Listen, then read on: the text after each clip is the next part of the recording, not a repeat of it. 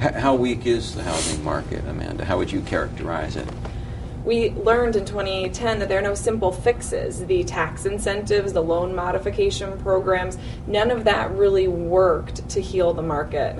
There's just such a deep backlog of houses with delinquent or defaulted mortgages that are only just now getting into the system and are taking a very long time to resolve. According to one influential analyst, there may be about 7 million houses that are delinquent or in default and are very likely to foreclose, and that doesn't even count the houses that are underwater, which then have their own probability of going into the system as houses that will need to be sold eventually. But that said, we also have a very big demand problem that you don't hear about as much, in the sense that no one's buying the houses. That's really the problem that we're facing today, is these homes, they're going into foreclosure, they're going back on the market, and there are no buyers for them. And that's because of the economy. People just aren't confident enough to make that large purchase today. And it is kind of interesting that at the beginning of the year, maybe people thought, well, these extra low interest rates, people rush out and borrow and buy to fix it, but I guess that's not working. Well, it did seem to happen, but all that really did was shift forward a lot of housing sales in time. So you saw a surprising strength in the housing market in the early part of the year in the summer, and then we've really watched it kind of fall off a cliff since then. Is there anything else that we should be thinking about real estate in 2011?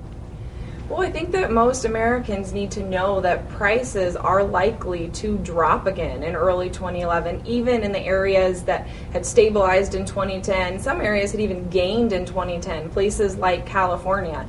But that is probably going to change. We're going to see a weakening of prices probably through the summer in most of the country. You can blame that on the still soft economy, the foreclosure crisis, the lack of incentives, like something like a home buyer's tax credit. The good news, I think, that people should really pay attention to is that real estate is going to probably become more local around the middle of the year. So there's going to be sort of a divergence away from the trend of falling prices. We're probably going to see some areas sort of pick up in the latter half of the year. Some will sort of just stabilize where they are, and then, of course, the hardest hit areas are probably going to still drop quite a bit towards the end of the year. What areas of the country are you most optimistic about and pessimistic about in terms of an earlier rather than later recovery?